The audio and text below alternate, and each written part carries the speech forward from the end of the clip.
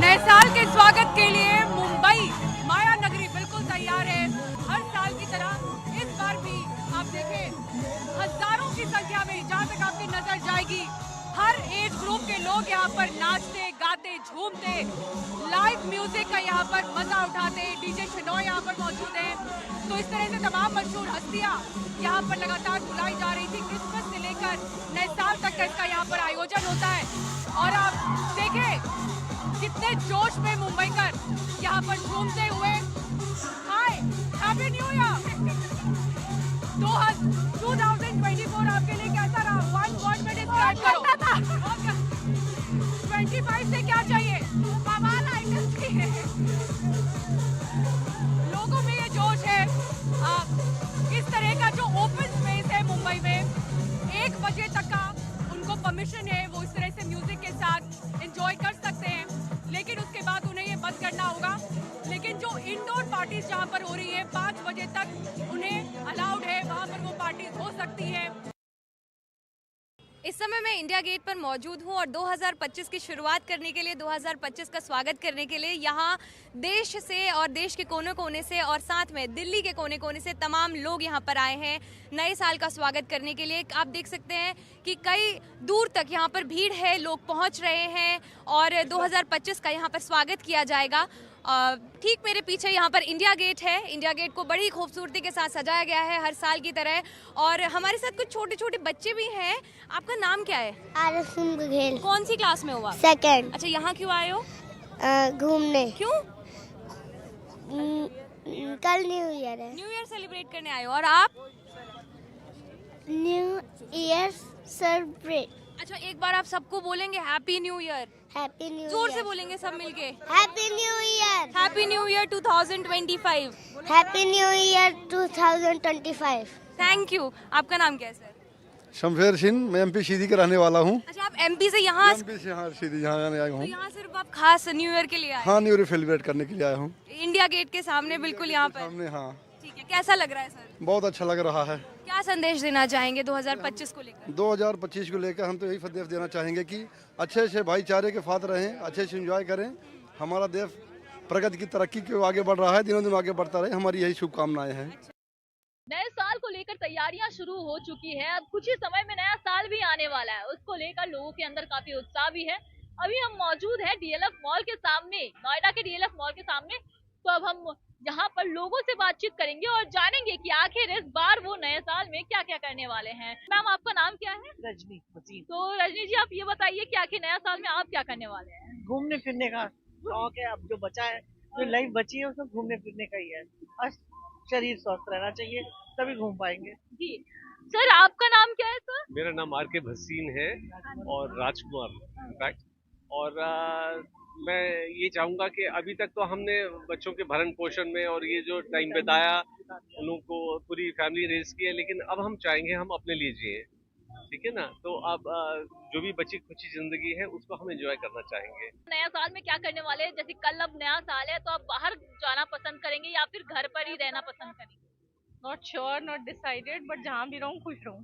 Live Live happily and let others live happily. और resolution के बारे में क्या सोचा है आप? Solution is be kind, be human, more kind, more compassionate. MG road, brigade road intersection, यहाँ पर सबसे ज़्यादा भीड़ होती है नए साल का जश्न मनाने के लिए और पुलिस ने यहाँ पर ख़ास सुरक्षा के इंतज़ाम किए हैं। लेकिन 2 हिदायतें भी हैं। सख्त हिदायत है, विस्लिंग नहीं होगी, यानी कोई भी सीटी नहीं बजाएगा। और साथ ही साथ जो दूसरी बात है वो ये है कि मास्क लगा करके कोई नहीं आएगा। आप देख सकते हैं कि यहाँ पर किसी के भी चेहरे पे रंग बिरंगे कलरफुल मास्क नहीं है। और नहीं विसल की जो आवाज़ आती थी, जो बहुत ही इरिटेटिंग होती थी, वो आवाज़ भी यहाँ पर है। पुलिस का कहना है कि इससे ईव टीजिंग को भी बढ़ावा मिलता है। हमारे साथ जो लोग यहाँ पर जश्न मनाने आए हैं उनमें से कुछ लोग हैं। पुलिस ने इस बार विसल पे यानी सीटी बजाने पे रोक लगा दी है। क्या मानना है आपका? बिल्कुल सही किया है उन्होंने। काफ़ी प्रॉब्लम्स होती हैं, मतलब वुमेन को भी काफ़ी प्रॉब्लम्स होती है जब अननेसेसरी सीटियाँ वगैरह बचती हैं। तो I think it's a good decision taken by. और यहाँ पर अगर आप देखें, हमारे कैमरा पर्सन कुमार दिखाएंगे, तो जगह जगह पर जो पुलिसकर्मी हैं, जितने आपको यूनिफॉर्म में दिख रहे हैं उससे कहीं ज़्यादा सिविल ड्रेस में है। और इस बात का तकरीबन 12,000 के आसपास पुलिसकर्मियों को ड्यूटी पे लगाया गया है। सभी वरिष्ठ पुलिस अधिकारी ड्यूटी पे तैनात किए गए हैं। ड्रोन के साथ साथ कई सारे दूसरे सुरक्षा के इंतज़ाम यहाँ पर पूरी तरह से है, ताकि किसी भी तरह की कोई अफरा तफरी, किसी तरह की कोई वारदात यहाँ ना हो। दिल्ली में आम आदमी पार्टी के पुजारी ग्रंथी सम्मान योजना के शुरू करने के बाद अब आम आदमी पार्टी और बीजेपी के बीच पोस्टर वॉर शुरू हो गया है। दिल्ली विधानसभा चुनाव को लेकर आम आदमी पार्टी लगातार नए नए वादे कर रही है। पार्टी के संयोजक अरविंद केजरीवाल ने हिंदू मंदिरों के पुजारियों और गुरुद्वारे के ग्रंथियों के लिए सम्मान योजना के शुरू करने का वादा किया, जिस पर आज बीजेपी ने पोस्टर के जरिए पलटवार किया है और केजरीवाल को चुनावी हिंदू कहा। ये तुष्टिकरण की राजनीति है, जहां पर उन्होंने कह दिया कि वो पुजारियों को और ग्रंथियों को वेतन देंगे। मैं पूछना चाहती हूं कि जब मौलवी आपके यहाँ पर पहुंचे थे तब तो इन्होंने जवाब में ये कह दिया था कि भाई ये वेतन नहीं है, ऑनरेरियम है। बीजेपी के पोस्टर पर पलटवार करते हुए आम आदमी पार्टी ने बीजेपी को चुनौती देते हुए कहा कि जितने राज्यों में अभी बीजेपी की सरकार है वो भी इस योजना को शुरू करके दिखाए। भाजपा की घबराहट से आप अंदाजा लगा सकते हैं कि कितना बड़ा बदलाव होने जा रहा है। अरविंद केजरीवाल जी ने जब से ऐलान किया है पुजारी ग्रंथी सम्मान योजना का, तो उनके जो कमेंट आ रहे हैं उनमें घबराहट साफ नजर आ रही है। इस बीच कांग्रेस नेता संदीप दीक्षित ने सीएम आतिशी और संजय सिंह द्वारा उनके खिलाफ लगाए गए आरोपों पर मानहानि का केस करने की बात कही है। पूरे देश में जहां नए साल के जश्न को लेकर तैयारी चल रही है, वहीं बिहार में बीपीएससी के अभ्यर्थी अपने भविष्य को लेकर परेशान हैं। पटना के सड़कों पे आज भी विरोध मार्च हुआ छात्रों के समर्थन में, और छात्रों ने सरकार को 48 घंटे का अल्टीमेटम दिया है। बीपीएससी अभ्यर्थियों को कांग्रेस और वामपंथी दलों का समर्थन मिला। दोनों पार्टियों के नेताओं ने पटना की सड़कों पे मार्च निकाला और छात्रों के समर्थन में राजभवन जाकर राज्यपाल आरिफ मोहम्मद खान को ज्ञापन सौंपा। अभ्यर्थियों के साथ नाइंसाफी नहीं होनी चाहिए, एग्जामिनेशन का 2 पैटर्न नहीं होना चाहिए। हम लोग तो 17वीं बीपीएससी की परीक्षा रद्द करने के लिए राजभवन मार्च कर रहे हैं, और नीतीश कुमार के पुलिस और नीतीश कुमार के अफसर जो है महिला सिपाहियों के आड़ में हमको रोकना चाहते हैं। रविवार को पुलिस और अभ्यर्थियों में टकराव के बाद मंगलवार को माहौल थोड़ा शांत दिखा। हम लोग मजबूरी में रोड पे निकले थे, तो उन्होंने बोला कि ठीक है, आप लोग को भी नहीं लेना चाहिए था, उस तरीके से रोड पे नहीं आना चाहिए था। तो हम लोगों ने भी बोला कि वो बोले कि हाँ संज्ञान लेंगे, फैसला का हम लोग वेट करेंगे, तब तक प्रोटेस्ट जारी रहेगा। वहीं बीपीएससी अभ्यर्थी लगातार 15वें दिन भी धरना पे बैठे हैं। इस मामले को सुलझाने के लिए उन्होंने 48 घंटे का डेडलाइन भी सरकार को दिया है, जिसके बाद वो आगे की रणनीति की घोषणा करेंगे।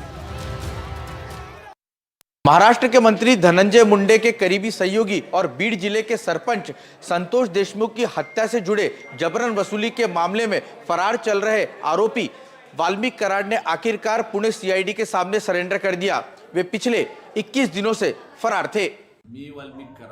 वाल्मीकि कराड ने सरेंडर करने से पहले सोशल मीडिया पर एक वीडियो शेयर कर कहा कि उन्हें राजनीतिक प्रतिशोध के कारण हत्या के मामले में फंसाया जा रहा है। जानकारी के मुताबिक बीड़ जिले के सरपंच संतोष देशमुख की हत्या कथित तौर पर इसलिए की गई क्योंकि सरपंच ने कुछ लोगों को बीड़ जिले के पवन ऊर्जा कंपनी से जबरन वसूली किए जाने का विरोध किया था।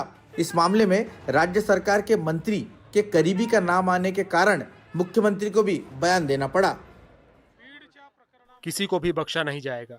जिस किसी का नाम इस मर्डर केस में आएगा उस पर कड़ी कार्रवाई की जाएगी। गुंडों का राज हम नहीं चलने देंगे। इस प्रकार की हिंसा करने का अधिकार किसी को भी नहीं है।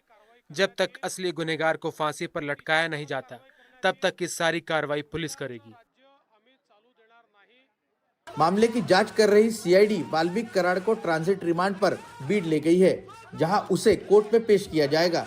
बीजेपी विधायक सुरेश धस का आरोप है कि इस हत्याकांड के पीछे का मास्टरमाइंड धनंजय मुंडे का करीबी वाल्मीकि कराड ही है और उससे कड़ाई से पूछताछ होनी चाहिए।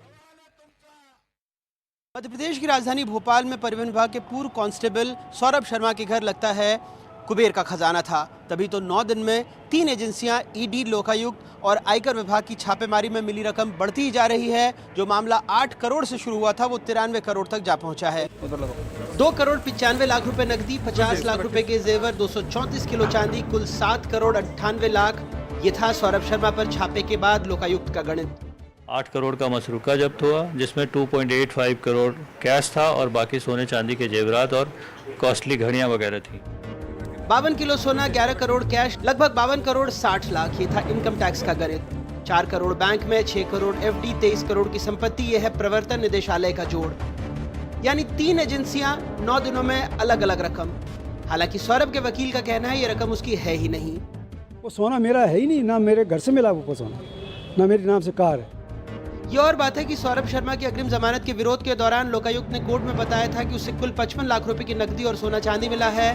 खैर, सूत्रों का कहना है कि आयकर विभाग के अफसरों ने अब इस मामले में जब्त दस्तावेजों और डायरी के आधार पर जांच शुरू कर दी है, जिसके बाद परिवहन विभाग के कुछ अधिकारी और कुछ नेता भी घेरे में आ सकते हैं। जैसलमेर में एक खेत से बोरवेल खोदने के दौरान पानी निकलने के बाद अब जोधपुर में एक बोरवेल से आग निकलने से वहां पर सनसनी फैल गई है। साथ ही ये भी सवाल उठ रहे हैं कि पश्चिमी राजस्थान के भूगर्भ में क्या कुछ बदलाव तो नहीं हो रहा है। बोरवेल से उगली आग। जोधपुर से 35 किलोमीटर दूर बावड़ी कस्बे में 25 साल से बंद एक बोरवेल को जब खोला तो उसमें से गैस का रिसाव हुआ और तीली से जलाने पे गैस ने आग भी पकड़ ली। पुराना ट्यूबवेल था जिसको चालू किया तो अंदर से वो गैस निकल रही जो ज्वलनशील है। तो हम तत्काल मौके पर पहुंचे और देखा तो वास्तव में वो ज्वलनशील थी, तो हमने उसको तत्काल बंद कर दिया। क्योंकि गैस का रिसाव हल्का था तो प्रशासन ने ट्यूबवेल को बंद कर दिया। प्रथम दृष्टया मौके पे पहुंचे वैज्ञानिक कहते हैं कि गैस मीथेन हो सकता है। प्रथम दृष्टया तो सर ऐसा वैसे लोकलाइज मामला लग रहा है, क्योंकि आसपास में ऐसी स्थिति कहीं भी डेवलप हुई नहीं है। 1200 फीट भी ट्यूबवेल है और भी गहरे ट्यूबवेल भी है यहाँ पे, लेकिन ऐसा कोई भी सिचुएशन सामने नहीं आई है। लिए लोकलाइज है और डिकम्पोज मटेरियल 25 साल से बंद, लेकिन अभी जांच के उपरांत ही अपन कुछ कहना संभव होगा। हाल ही में जैसलमेर में ट्यूबवेल की खुदाई के दौरान जमीन से पानी का फुहारा निकला था और अब जोधपुर में जमीन से आग निकलने से भूगर्भ में बदलाव को लेकर सवाल उठ रहे हैं।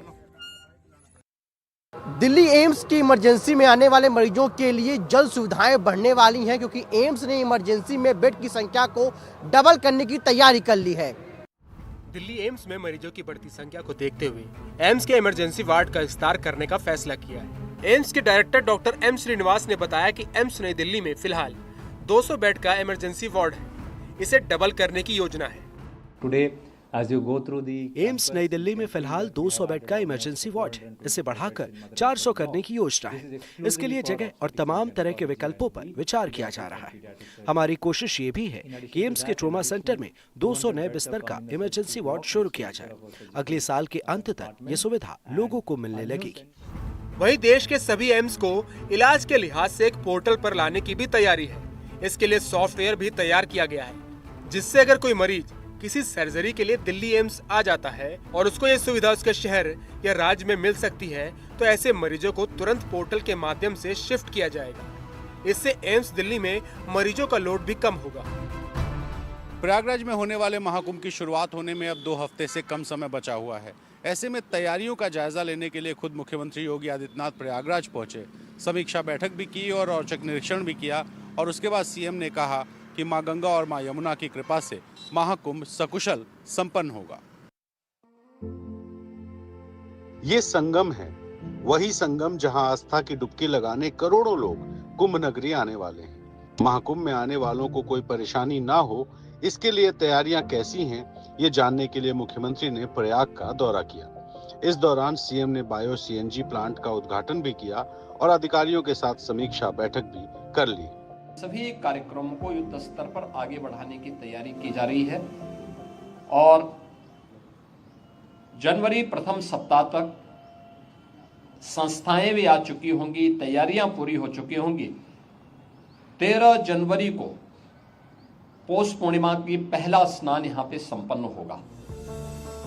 महाकुंभ की शुरुआत से पहले सभी तैयारियां हो जाएं, ये सुनिश्चित करने के लिए सीएम 3, 7 और 10 जनवरी को भी प्रयागराज का दौरा कर सकते हैं। महाकुंभ आने वाले 40 करोड़ श्रद्धालुओं के लिए प्रशासन ने एक विशेष सेफ्टी और डिजास्टर मैनेजमेंट प्रोटोकॉल तैयार किया है। महाकुंभ के दौरान संगम पर एक समय में ऐसी करीब 6000 नावें दौड़ेंगी। लोग मोटर बोट से संगम तक जाएंगे और वहां फ्लोटिंग जेटी पर स्नान करेंगे। इस दौरान उनके लिए लाइफ जैकेट पहनना अनिवार्य होगा। आप हमें देख रहे हैं, हम थोड़े बहुत ट्रेंड है, हम इस वाटर में सस्टेन कर सकते हैं, फिर भी हमने ये जैकेट लगा रखी है कि यदि किसी को मदद करने की भी आवश्यकता होगी तो हमें एक सपोर्ट मिल जाएगा। इसी तरह से यदि हम सभी श्रद्धालु सोचें कि हमें खुद को सेफ रखना है और किसी पर डिपेंड नहीं होना है, तो प्लीज लाइफ जैकेट के साथ यात्रा करें। एनडीआरएफ के अधिकारी नाविकों को किसी भी तरह की इमरजेंसी से निपटने के लिए ट्रेनिंग दे रहे हैं। एक साथ कई लोग गिर जाते हैं तो उनको कैसे रेस्क्यू किया जाए, सुरक्षित रेस्क्यू करना और रेस्क्यू करके उन्हें सुरक्षित हॉस्पिटल्स तक, प्राइमरी हेल्थ केयर तक पहुंचाना, ये एक पूरा होलिस्टिक प्रोसेस है। इसमें बहुत सारी एजेंसीज इन्वॉल्व हैं। अब अगली चुनौती इस सेफ्टी और डिजास्टर मैनेजमेंट प्रोटोकॉल को महाकुंभ के दौरान जमीन पर कारगर तरीके से लागू करने की होगी।